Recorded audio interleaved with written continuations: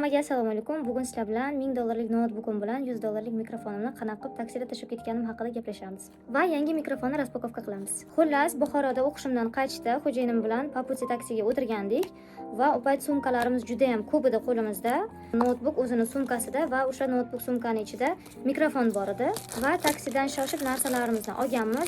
Bagajda noutbuk qolib ketgan va eng ahmoqona joyi biz noutbukimizni yo'qotganimizni uch-quduqqa kelib bo'lgandan keyin bilganmiz. Ungacha mana bu mikrofondan foydalanganmiz. Bu sal oddiyroq hamda faqatgina meni 13 ga to'g'ri keladi, 17 ga to'g'ri kelmaydi. Keyin esa mana bu mikrofondan foydalanishni boshladik, lekin bu nimagadir oxirgi payt qanaqadir shig'irlab qolgan, qanaqadir zvuklar chiqaradi o'zidan. O'sha uchun boshqa oldim va qo'limda 3-inchisi, 4-inchisi desam ham bo'ladi yo'qotganim bilan ochamiz. O'zini sumочкachalari bilan vashshe kачественный ekan. Menimcha farqini sezgan bo'lsangiz kerak. Buni funksiyasi nima, buni funksiyasi nima yozib qoldiringlar. Men buni ham bilmayman. Hozir mana bu qora bobonchiga bilan gapiryapman. Buni qo'yib ko'ramiz, qani farqi bormikan. Xo'sh, farqi bormikan? Aytgancha bu mikrofonga qo'shib svetchani ham olgandim. Olib yurishga juda ham qulay ekan. Har xil svet bo'lar ekan bu.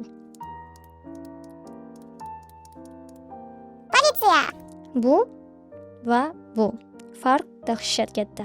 Video yoqqan bo'lsa obuna bo'lib qo'ying. Hammaga xayr.